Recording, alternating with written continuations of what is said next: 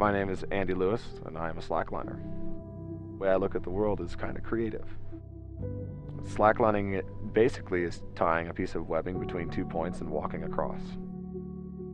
I use landscapes where people wouldn't see something original and something beautiful.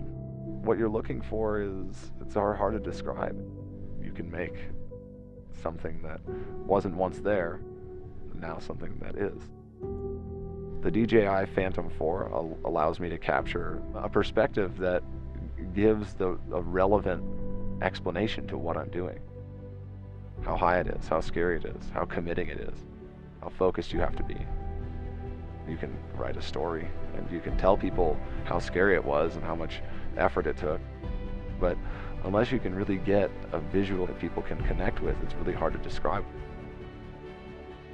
When I'm shooting with the Phantom 4, I'm not just shooting a highline, I'm shooting an emotion. I'm shooting a story. So you find points that are high off the ground, points that create exposure. And exposure creates the mindset of fear, which is kind of the emotion that you are learning to battle. And that emotion is what we're looking for. The adventure is what's fun. It's getting from point A to point B, not just on the line. How do you get up to the top? It's kind of fun to have some help. When I use the Phantom 4, I can just look at the monitor, I see where I want to go on the screen, I tap to see what's at the top of that tower actually. And instead of having to climb up there and look at it, you can fly up to get approach shots, to get a sense of the area. Another really cool feature is the obstacle avoidance feature, and it helps me not run my drone into different things like rocks or walls or towers. And it looks like it's going to fly into it, it actually will stop before it damages itself or damages somebody else, which I find is actually kind of brilliant. I also really like you can select you and have the drone follow you.